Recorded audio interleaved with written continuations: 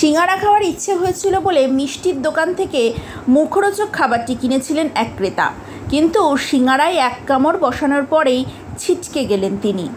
সিঙ্গারার ভেতর আলুর পুরের সঙ্গে মিশে রয়েছে কালো রঙের একটি জিনিস। ভালো করে লক্ষ্য করলে দেখা যাচ্ছে সেটি কোনো খাদ্যদ্রব্য নয়, বরং সিঙ্গারার ভেতর উঁকি মারছে ব্যাঙের পা। তারপরেই দোকানদারের সঙ্গে অশান্তি শুরু হয় ক্রেতাদের। সমাজ মাধ্যমে সেই ভিডিও ছড়িয়ে পড়েছে। ঘটনাটি উত্তরপ্রদেশের গাজিয়াবাদের একটি মিষ্টির দোকানে ঘটেছে। বৃহস্পতিবার সকালে সচিন গুপ্ত নামের এক ব্যক্তি এক্স হ্যান্ডেলের পাতায় তার অ্যাকাউন্ট থেকে একটি ভিডিও পোস্ট করেছেন।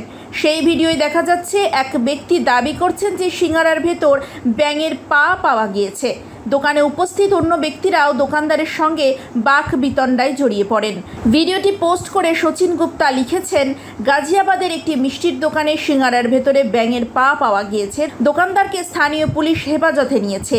দোকান থেকে খাবারের নমুনা খাদ্য দপ্তরের পরীক্ষার জন্য ইতিমধ্যেই পাঠানো হয়েছে। ভিডিওটি দেখে এক নাগরিক প্রশ্ন করেছেন, এটা কি ব্যাঙের সিঙ্গারা?